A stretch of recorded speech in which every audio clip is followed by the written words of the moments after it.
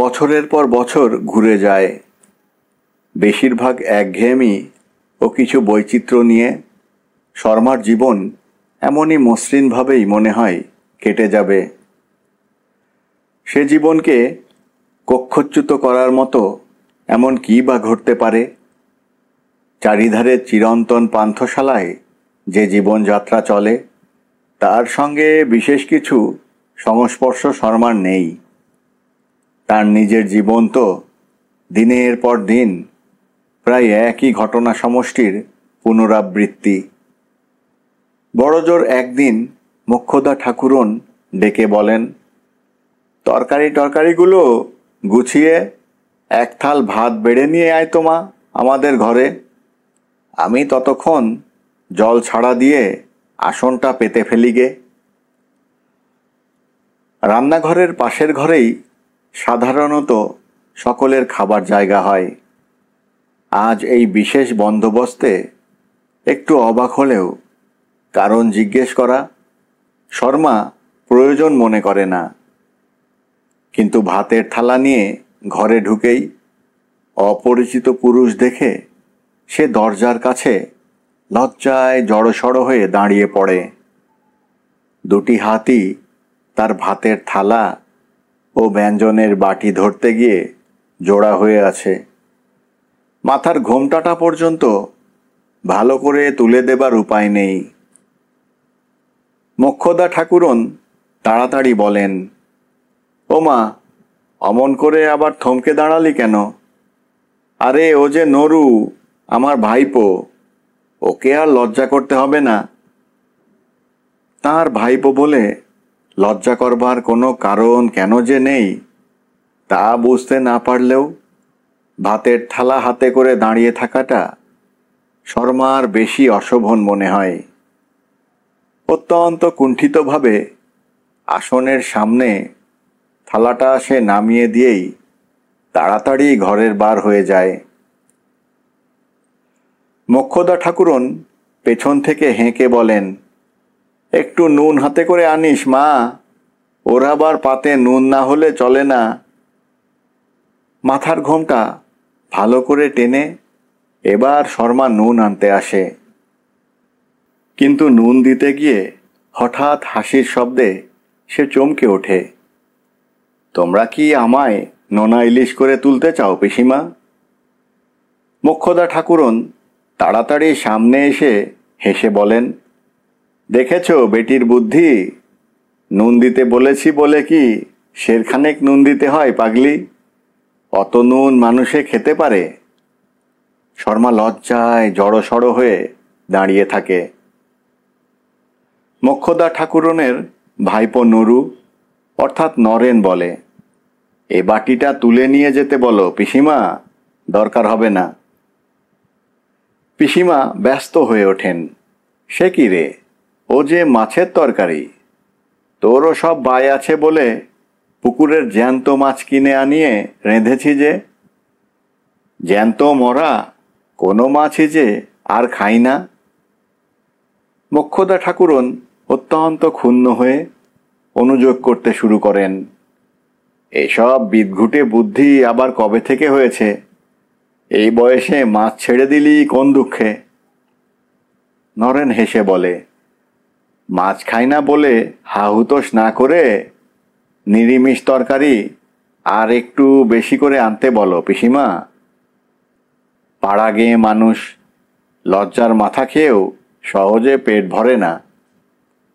কথা ছিঁড়ি দেখেছ? বলে হেসে মোক্ষদা ঠাকুরন শর্মাকে তরকারি আনতে ইঙ্গিত করেন। নরেন একটু গলা চড়িয়ে বলে, তা বলে নুনের মাপে যেন তরকারি না আসে। তরকারি দেবার জন্য ঘরে ঢোকে শর্মা শুনতে পায় মোক্ষদা ঠাকুরন বলছেন, সেই কথাই তো ভাবি বাবা, অমন লক্ষ্মী পিরতিমের মতো মেয়ের এমন কপাল হয়, পোড়ার মুখো বিধেতার মাথায় ঝাড়ু।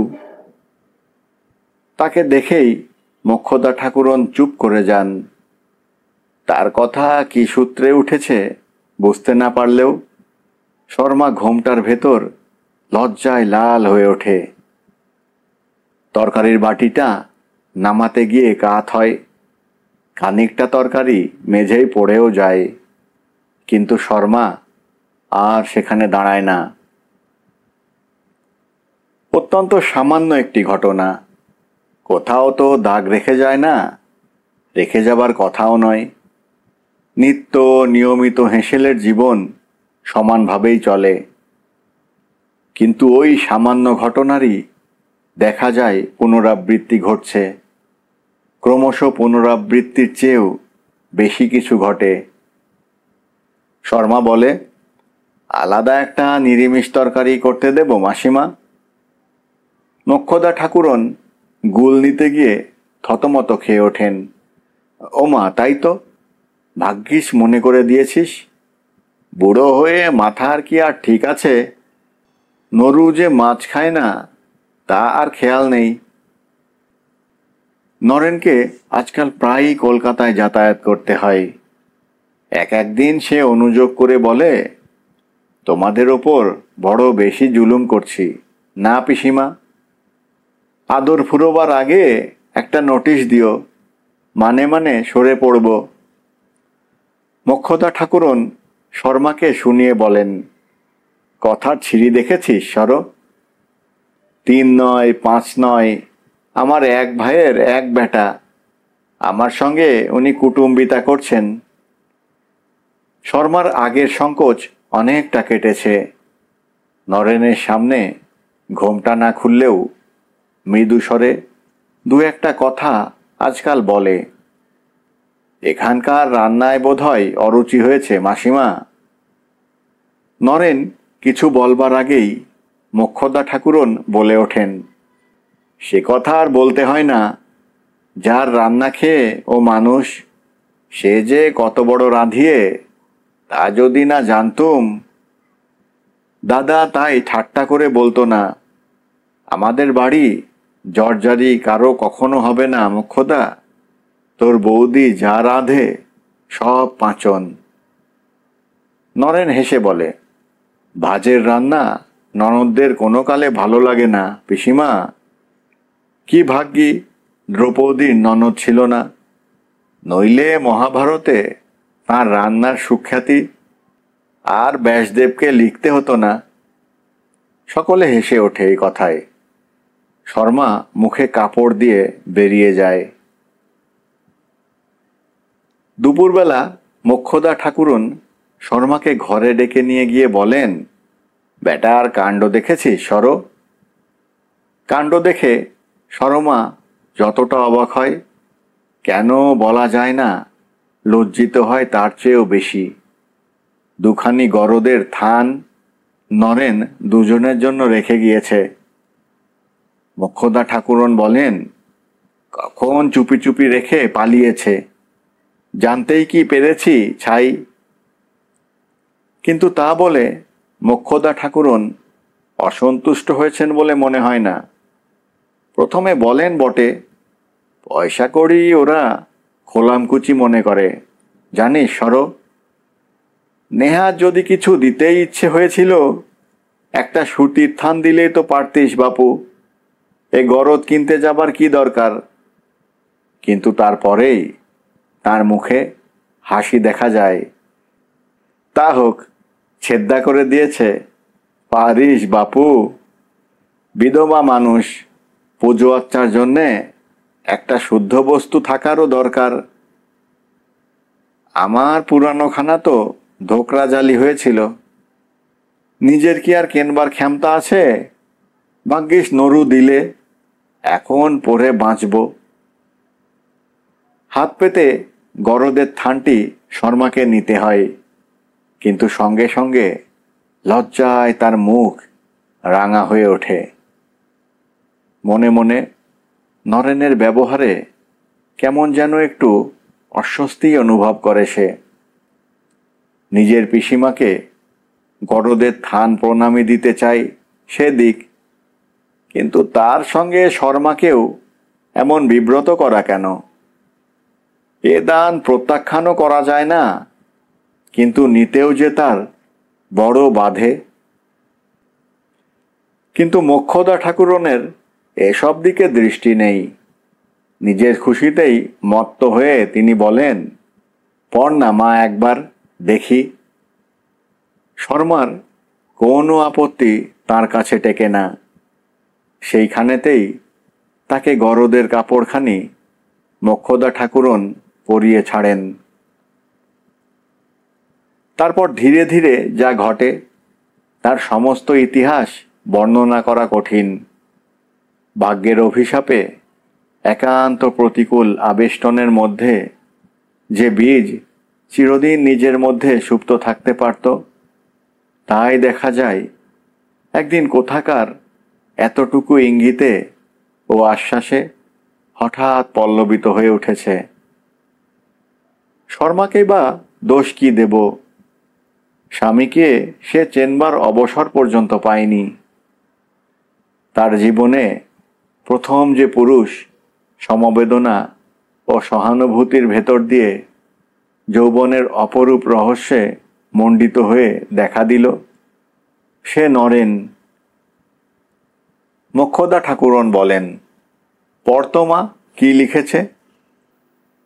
শর্মার চিঠি পড়তে গিয়ে বারে বারে বেঁধে যায়। চিঠির খানিকটা পড়ার পরও শর্মাকে থামতে দেখে মোক্ষদা ঠাকুরন বলেন, আর কিছু লেখেনি? শর্মা চুপ করে থাকে। আর যা নরেন লিখেছে তা এমন কিছু অসাধারণ নয়, তবুও শর্মার মুখ দিয়ে তা বেরুতে চায় না। কিন্তু মোক্ষদা ঠাকুরনের জিজ্ঞাসু প্রশ্নের উত্তরে তাকে শেষ পর্যন্ত পড়তেই হয়। নরেন লিখেছে, তোমাকে প্রণাম জানাবার সঙ্গে সঙ্গে তোমার পাতানো বঞ্ঝিকে আশীর্বাদ করবার লোভটুকু কোনো রকমে সামলে নিলাম পিসিমা। আশীর্বাদ করবার কি বা আছে? সারা জীবন তোমাদের ওই হেঁসেলের আগুনে শুকিয়ে শুকিয়ে মরবার চেয়ে বড় সৌভাগ্য, যার জন্য কল্পনা করতে পারি না, তাকে আশীর্বাদ করার চেয়ে নিষ্ঠুর পরিহাস আর কিছু হতে পারে না। মোক্ষদা ঠাকুরন কেন বলা যায় না হঠাৎ মুখ ফিরিয়ে নেন। শর্মার সমস্ত বুকের ভেতরটা কেন যে অমন মোচড় দিয়ে ওঠে সে ভালো করে বুঝতে পারে না। কিন্তু সর্বনাশ যা হবার তা হতে তখন আর বাকি নেই। নিজের জীবনের নিরবচ্ছিন্ন উষরতায় সুখী না হলেও দুঃখ করবার যে কিছু আছে, এ কথা শর্মা এতদিন জানবার অবসর পায়নি। হঠাৎ নরেন তাকে জীবনের গভীরতম দুঃখের সঙ্গে মুখোমুখি করে দাঁড় করিয়ে দেয়। শর্মা নিজের প্রতি সমবেদনা করতে শেখে। মরুভূমি হঠাৎ মেঘের চোখ দিয়ে নিজের ব্যর্থতা দেখতে পায়। শর্মা নিজেকে সম্বরণ করার চেষ্টা করেনি এমন নয়। নরেনের চিঠি পড়বার পর তার মনে যে ভাঙন ধরে তা নিবারণ করার জন্যে একবার সে সমস্ত শক্তি প্রয়োগ করেছে। সারাদিন সে এক রাত্রের অস্পষ্টভাবে দেখা স্বামীর মুখ মনে করবার চেষ্টা করে। স্নান করে ভিজে কাপড় তার গায়েই শুকোই। দোতলার বউটির ঘরে গিয়ে নিজে নিজেই সে তার ছেলেপুলের জামা সেলাই করতে বসে। তারপর রাত্রে শর্মা স্বামীকে স্বপ্নে দেখে। তার বিছানার অত্যন্ত কাছে তিনি এসে দাঁড়িয়েছেন মনে হয়। মুখে তার প্রসন্ন হাসি। ধীরে ধীরে শর্মার বিছানার ধারে বসে একটি হাতে তিনি শর্মাকে জড়িয়ে নত হয়ে তার মুখের ওপর ঝুঁকে পড়েন। কিন্তু এ কি? এ যে নরেনের মুখ। শর্মা ধড়মড় করে জেগে উঠে বসে। সারা রাত সেদিন আর সে ঘুমোতে সাহস পায় না। অনেকদিন বাদে নরেন আবার এসেছে। পিসিমা উদ্বিগ্ন হয়ে বলেন, এই 1 মাসে এমন রোগা হয়েছিস কেন রে? গালের হাড় টাড় একেবারে ঠেলে উঠেছে যে। ভালো করে খাসটাস না বুঝি? নরেন হেসে বলে, এই যদি ভালো করে না খাওয়ার চেহারা হয় পিসিমা, তাহলে তোমাদের বাড়িতে বোধহয় দুর্ভিক্ষ লেগেছে। তোমার বোনঝিটির যা দশা দেখছি। পিসিমা হঠাৎ শর্মা সম্বন্ধে সচেতন হয়ে বলেন, হ্যাঁ রে, মেয়েটা যখন এলো কেমন ননির পুতুলটির মতো চেহারা, কদিনে যেন শুকিয়ে দড়ি হয়ে গেছে। নিজের চেহারার আলোচনায় শর্মা লজ্জা পেয়ে ঘরের বার হয়ে যায়। নরেন সেদিকে চেয়ে কি বলতে গিয়ে থেমে যায়। নরেন শুধু রোগা হয়নি, 1 মাসে যেন অনেক বদলে গিয়েছে। খাওয়া দাওয়ার পর দেখা যায় নরেন একলা ঘরে অশান্তভাবে পায়চারি করে বেড়াচ্ছে। চলে যাবার আগে এক সময়ে শর্মার বিছানার তলায় অনেক দ্বিধাদ্বন্দ্বের পর একটি চিঠি সে লুকিয়ে রেখে যায়। শর্মার হাতে সে চিঠি দেবার সুযোগ তার মেলেনি এমন নয়, কিন্তু কেন বলা যায় না সে সাহস সে শেষ পর্যন্ত সঞ্চয় করতে পারেনি। সে চিঠিতে কি সে লিখেছিল কে জানে, কারণ শর্মার হাতে সে চিঠি পড়েনি। পড়লেই বুঝি ভালো হতো। মোক্ষদা ঠাকুরন বিকালে ঘর ঝাঁট দেবার সময়ে তার নিজের ও শর্মার দুজনের বিছানা নতুন করে ঝেড়ে তোলেন। সামান্য একটা কাগজ ঘরের আবর্জনার সঙ্গে বাইরে কোথায় পরিত্যক্ত হয়েছিল কে জানে। কারো হাতে সে চিঠি কোনোদিন পড়েছিল কিনা তাও বলা যায় না। পরের দিন নরেন আবার এলো। এক রাত্রে তার যেন আরও পরিবর্তন হয়ে গেছে। পিসিমা বললেন, এই শীতের রাতে কোথায় শুতে যাস? কষ্ট হয় হয়তো। তার চেয়ে সরকার মশাইকে বলে দি যে কটা দিন এখানে থাকিস বাইরের ঘরে শোবার বন্দোবস্ত করে দিক। আর দরকার হবে না পিসিমা, আজই চলে যাচ্ছি। পিসিমা অবাক হয়ে বললেন, সে কি রে, এবারে যে এত তাড়াতাড়ি যাচ্ছিস? বাড়িতে যাচ্ছি না পিসিমা, এবার অনেক দূর, কখনো ফিরব কিনা তাই জানি না বলে নরেন একটু হাসল। পিসিমা রাগ করে বললেন, যত সব অলক্ষণে কথা, আর দূর দূরান্তরে যাবারই বা তোর কিসের দরকার? এত লোকের দেশে অন্ন হচ্ছে আর তোর হয় না। নরেন চুপ করে রইল। জানি না বাপু, যা ভালো বুঝিস তাই কর বলে পিসিমা অত্যন্ত বিমর্ষ হয়ে বেরিয়ে গেলেন। শর্মাও চলে যাচ্ছিল, কিন্তু নরেন হঠাৎ উঠে দাঁড়িয়ে তার পথ রোধ করে ধরে বলল, একটু দাঁড়াও। নরেনের এরকম চেহারা শর্মা কখনো দেখেনি।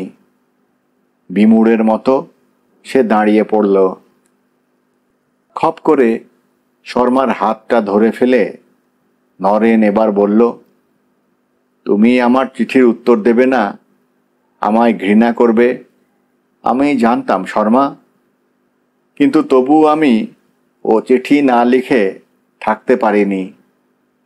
আমায় ক্ষমা করতে হয়তো তুমি পারবে না, তবু এইটুকু জেনে রেখো যে তোমার অসম্মান করবার উদ্দেশ্য আমার ছিল না। শর্মা এসব কথার কোনো মানেই খুঁজে না পেয়ে ভীত অস্ফুট স্বরে বলল, আপনি এসব কি বলছেন? নরেন শর্মার হাতটা ছেড়ে দিয়ে অত্যন্ত ক্ষুণ্ণ স্বরে বলল, তুমি তাহলে না পড়েই আমার চিঠি ফেলে দিয়েছ? যাক, ভালোই হয়েছে। নরেন নিঃশব্দে গিয়ে বিছানার উপর বসে পড়ল। ঘর থেকে চলে যাবার কোনো বাধাই আর শর্মার ছিল না, কিন্তু সে যেতে পারল না। খানিক চুপ করে থেকে ধরা গলায় বলল, কোনো চিঠি তো আমি পাইনি। নরেন এবার অবাক হয়ে বলল, চিঠি পাওনি কি রকম? কি হলো তাহলে চিঠির? শর্মার বিছানাটা সে নিজেই এবার উল্টে পাল্টে খুঁজে বলল, এইখানেই তো চিঠি রেখেছিলাম। এ ব্যাপারের গুরুত্ব তখনও শর্মা বোঝেনি। এই অবস্থাতেও এবার একটু না হেসে পারল না। বলল, বিছানার ভিতর চিঠি রাখলেই আমি চিঠি পাবো, এ কথা আপনি ভাবলেন কেমন করে? নরেনের মুখ তখন কিন্তু আশঙ্কায় পাংশু হয়ে গেছে। সে ভীত স্বরে বলল, কিন্তু সে চিঠি যদি আর কারো হাতে পড়ে যায় শর্মা? এ সম্ভাবনার কথা শর্মার মনে এতক্ষণ জাগেনি। নরেনের কথায় হঠাৎ এ বিপদের গুরুত্ব উপলব্ধি করে অত্যন্ত শঙ্কিত হয়ে উঠে শেষ আশায় ভর করে সে বলল, আপনি এই চিঠি রেখেছিলেন তো ঠিক? রেখেছিলাম বই কি, বলে নরেন বিছানাটা আর একবার উল্টে পাল্টে তন্ন তন্ন করে খুঁজে দেখল। চিঠি কোথাও নেই। এই বৃহৎ অনাত্মীয়র পরিবারে সেই চিঠি কারুর হাতে পড়ার পর কি যে কেলেঙ্কারি হতে পারে তা কল্পনা করে শর্মার সমস্ত দেহ তখন আড়ষ্ট হয়ে এসেছে। দোষ তার থাক বা না থাক, এতক্ষণে কথাটা কি রকম কুৎসিতভাবে কত লোকের ভেতর জানাজানি হয়ে গেছে কে জানে। হয়তো মোক্ষদা ঠাকুরন পর্যন্ত জানতে পেরেছেন। সকালে হেসেলে যা যা ঘটেছে সমস্তই তার ভীত মনের কাছে এখন বিকৃত রূপে দেখা দেয়। তার মনে হয় সবাই যেন একথা আগে থাকতে জেনে তার সঙ্গে আজ অদ্ভুত ব্যবহার করেছে। তার স্থির বিশ্বাস হয় সে ভালো করে লক্ষ্য না করলেও সকলের দৃষ্টিতেই আজ সন্দেহ ও বিদ্বেষ ছাড়া আর কিছু ছিল না। শর্মার পৃথিবী হঠাৎ অন্ধকার হয়ে আসে। এরপর সে সকলের মাঝে মুখ দেখাবে কেমন করে? শর্মা অসহায়ের মতো হঠাৎ আবার কেঁদে ফেলল। এ বাড়িতে এসে আর কিছু না শিখুক, কলঙ্ককে সে ভয় করতে শিখেছে।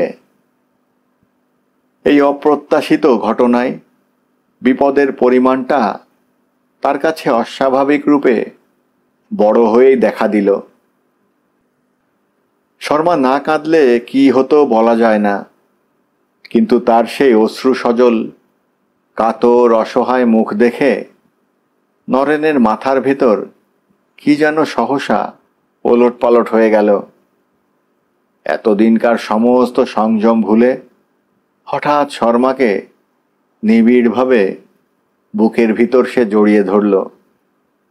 কাঁদবার কি হয়েছে শর্মা? এ বাড়িতে তোমার কলঙ্ক হয়ে থাকে, তাতেই বা ভাবনা কি? এ বাড়ি ছাড়া পৃথিবীতে কি আর আশ্রয় নেই? শর্মা উত্তর দিল না, কিন্তু নরেনের বাহুবন্ধন থেকে নিজেকে মুক্ত করবার চেষ্টাও তার দেখা গেল না। নরেনের বুকে মাথা রেখে ফুলে ফুলে সে কাঁদতে লাগল।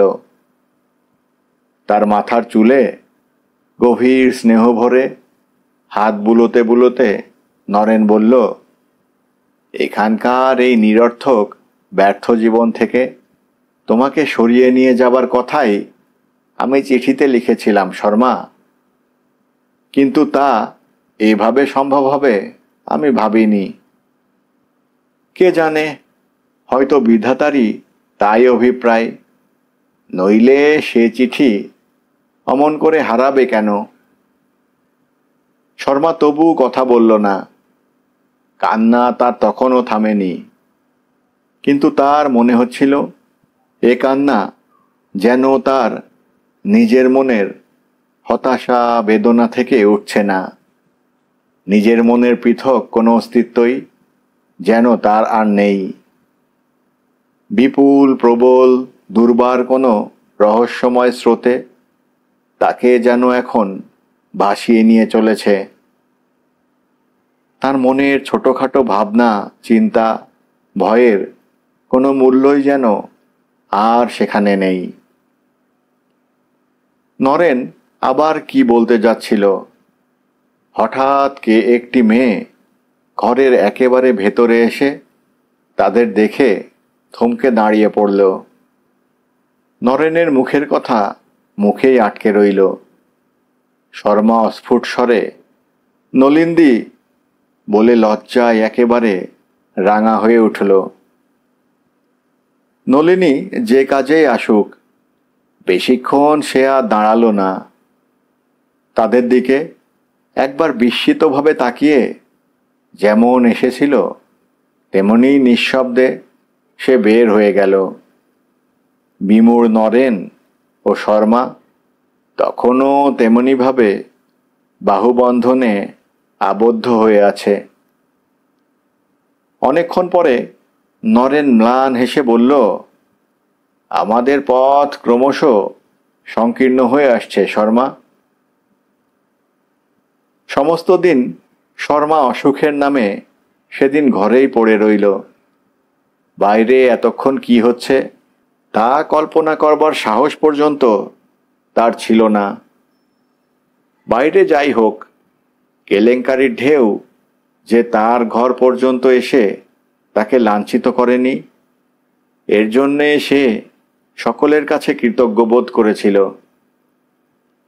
মোক্ষদা ঠাকুরুন একসময় ঘরে এসে তার অসুখের খোঁজ নিয়ে গেছিলেন, কিন্তু তার মুখের দিকে চাইতে পর্যন্ত শর্মা সাহস করেনি।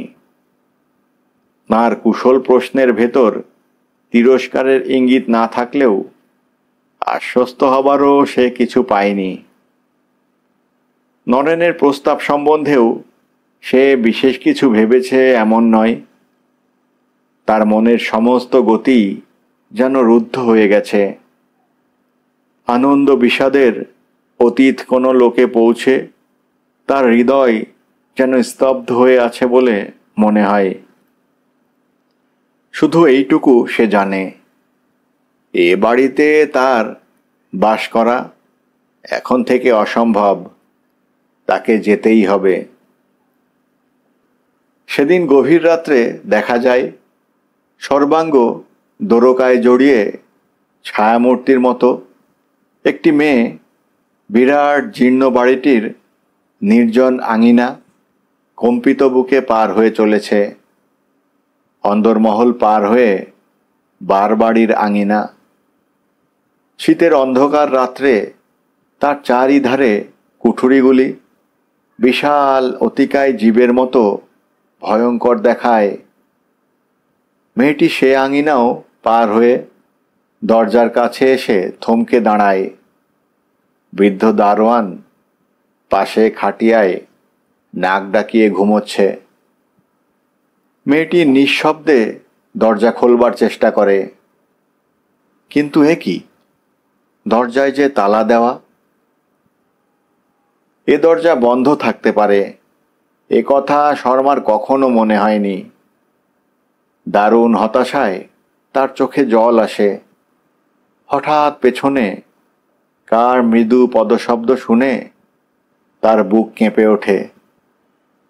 নিঃশব্দে সে দরজার পাশে সরে দাঁড়ায় বটে, কিন্তু তখন মন তার গভীরতম হতাশায় অসাড় হয়ে গেছে। পদশব্দ আরও কাছে আসে। তারপর হঠাৎ অন্ধকারে শর্মা শুনতে পায় কে যেন খুব কাছে চুপি চুপি তার নাম ধরে ডাকছে। কান্নার আক্ষেপ কোনো রকমে দমন করে শর্মা চুপি চুপি বলে, কে, নলিন্দি? হ্যাঁ রে কালামুখী, বলে নলিনী আরও এগিয়ে এসে তার গায়ে হাত দিয়ে তীক্ষ্ণ স্বরে বলে, মরতে চলেছ? শর্মা এবার একেবারে যেন ভেঙে পড়ে। দাঁড়াবার শক্তিটুকু যেন তার আর নেই। সেইখানেই ধীরে ধীরে বসে পড়ে। সে ধরা গলায় কি যেন বলবার চেষ্টা করে, কিন্তু নলিনী হঠাৎ মৃদু কণ্ঠে তাকে ধমক দিয়ে বলে, চুপ। তারপর হঠাৎ তালায় চাবি লাগাবার শব্দে শর্মা চমকে ওঠে। নলিনদি করছে কি? দূরের রাস্তার একটা স্তিমিত আলোর রেখা চোখে পড়তেই শর্মা বুঝতে পারে দরজা খোলা হয়েছে। বিমূঢ়ভাবে সে উঠে দাঁড়ায়। নলিনী কটু কণ্ঠে বলে, চিতা তৈরি, আর দাঁড়িয়ে কেন? যাও। শর্মা সমস্ত সাবধানতা ভুলে এবার ফুঁপিয়ে কেঁদে উঠে বলে, আমি যাব না নলিনদি। নলিনী তার কাঁধে একটা হাত রাখে, কিন্তু পূর্বের মতোই তীব্র কণ্ঠে বলে, ঢং আর ভালো লাগে না, আমায় দরজা বন্ধ করতে হবে, যাও। শর্মা হতাশভাবে আর একবার বলে, কিন্তু নলিনদি। কিন্তু আর কিছু নেই তো। মন যার ভেঙেছে, ঘর থেকে ভড়ং করে তার কি স্বর্গ হবে? শর্মা ধীরে ধীরে বাইরে গিয়ে দাঁড়ায়। হঠাৎ তার হাতের মধ্যে কি একটা শক্ত মোড়ক গুঁজে দিয়ে নলিনী বলে, এই তোমার গলার দড়ি। তারপর দরজা বন্ধ হয়ে যায়। পা চলে না। শর্মাকে তবু চলতে হয়। পেছনে দরজা বন্ধ, তবু কেন বলা যায় না। ফিরে ফিরে সে সেদিকে না তাকিয়ে পারে না। নলিনী তার হাতে কি গুঁজে দিয়েছে তা সে বুঝতে পারছে। নলিনীর সধবা অবস্থার এটি একটি সোনার হার। এটির দিকে তাকিয়ে তার চোখের জল আর বাধা মানতে চায় না। বেশি দূর তাকে অবশ্য যেতে হয় না। গাড়ি নিয়ে নরেন কাছে দাঁড়িয়ে আছে দেখা যায়। যন্ত্রচালিতের মতো শর্মা নরেনের হাত ধরে গাড়িতে ওঠে। নরেন কখন পাশে এসে বসে, কখন গাড়ি চলতে শুরু করে, কিছুই সে টের পায় না। কল্যাণের হোক অকল্যাণের হোক, দুটি নরনারীকে এই অনির্দিষ্ট যাত্রাপথে পাঠিয়েই গল্প সমাপ্ত করা যেত, কিন্তু তা হবার নয়। শর্মার জীবনকে একেবারে ভেস্তে দেবার জন্য তখনও ভাগ্যদেবতার হাতে এমন অপ্রত্যাশিত নিষ্ঠুর চাল ছিল, কে জানত। ছ্যাঁকড়া গাড়ি শীতের রাত্রির নিস্তব্ধ পথ মুখরিত করে অলস মন্থর গতিতে চলতে থাকে। পাশাপাশি বসে থেকেও শর্মা ও নরেনের মনে হয় যেন তারা কোনো দুর্লঙ্ঘ সাগরের দুই তীরে বিচ্ছিন্ন হয়ে আছে। হঠাৎ শর্মা একটু নড়ে চড়ে বসে। নরেন বলে, তোমার কষ্ট হচ্ছে শর্মা? না, কিন্তু তোমার পকেটে কি আছে? গায়ে একটু যেন ফুটল। চলতি পথে রাস্তার একটা গ্যাসের আলো গাড়ির ভেতর এসে পড়েছে। নরেন পকেট থেকে যা বার করে তা দেখতে পেয়ে শর্মা চমকে উঠে বলে, এ কি, এ খেলনা কেন? নরেন একটু লজ্জিত হয়ে বলে, ছেলেটার জন্যে কাল কিনেছিলাম, পকেটেই রয়ে গেছে। শর্মা নিঃশ্বাস রোধ করে অস্পষ্ট স্বরে জিজ্ঞেস করে, কার জন্যে বললে? তোমার ছেলে মেয়ে আছে? নরেন হেসে বলে, বাহ, তা জানতে না। শর্মা অস্পষ্ট স্বরে জিজ্ঞেস করে, তোমার স্ত্রী? নরেন একটু হেসে বলে, সে তো দেশে। সর্পদৃষ্টের মতো গাড়ির ভেতর থেকে উঠে দাঁড়িয়ে শর্মা তীক্ষ্ণ স্বরে বলে, গাড়ি থামাও। নরেন অবাক হয়ে বলে, কেন, পাগল হলে নাকি? থামাও বলছি, শিগগির। শর্মার কণ্ঠস্বর অস্বাভাবিক রকম তীক্ষ্ণ। নরেন তাকে জড়িয়ে ধরে বসাবার চেষ্টা করে বলে, কি পাগলামি করছো? তুমি কি এসব জানতে না নাকি? শর্মা উন্মত্তের মতো তার বাহুবন্ধন থেকে নিজেকে মুক্ত করে বলে, জানতাম মানে? বাহ, পিসিমার কাছে শোনোনি? পিসিমার সঙ্গে এই কি আমার আলোচনার বিষয়? তুমি গাড়ি থামাও। নরেন কাতর স্বরে বলে, কিন্তু তুমি আমাকে ভুল বুঝছো শর্মা। আমি তোমায় ফাঁকি দিতে চাইনি। আমার সব কথা শোনো আগে। শর্মা রাগে দুঃখে অপমানে কেঁদে ফেলে বলে, না গো না, তোমার পায়ে পড়ি, আমি বাড়ি ফিরে যাব, গাড়ি থামাও। শর্মাকে শান্ত করবার সমস্ত চেষ্টা নরেনের নিষ্ফল হয়ে যায়। শর্মার উত্তেজনা দেখে শেষ পর্যন্ত সে একটু ভীতই হয়ে পড়ে। শর্মা যেন প্রকৃতিস্থ নয়। একান্ত অনিচ্ছায় সে গাড়ি থামাতে আদেশ দেয়। কিন্তু গাড়োয়ানকে বিদায় দেবার পর শর্মাকে আর একবার বোঝাবার চেষ্টা করে। সে বলে, সে বাড়িতে তোমার আর ফেরা অসম্ভব। তুমি বুঝতে পারছো না শর্মা? তারপর একটু থেমে আবার বলে, তোমাকে সত্যি আমি ঠকাতে চাইনি। আমি ভেবেছিলাম আমার সব কথা তুমি জানো, আর এসব জেনেও তোমার এত বিচলিত হবার কি আছে শর্মা? বুঝতে পারছি না। আমাদের অতীত যেমনই হোক না কেন, এখনকার ভালোবাসাই আমাদের জীবনের সবচেয়ে বড় সত্য নয় কি? শর্মা কোনো উত্তর না দিয়ে নীরবে চলতে শুরু করে। কোথায় সে যাবে নিজেই জানে না। পৃথিবীতে কোনো আশ্রয় আর তার নেই, এ কথা সে বোঝে। তবু তার যাওয়া চাই, নরেনের কাছ থেকে, তার নিজের কাছ থেকে, সমস্ত পৃথিবীর কাছ থেকে তাকে বুঝি দূরে সরে যেতেই হবে।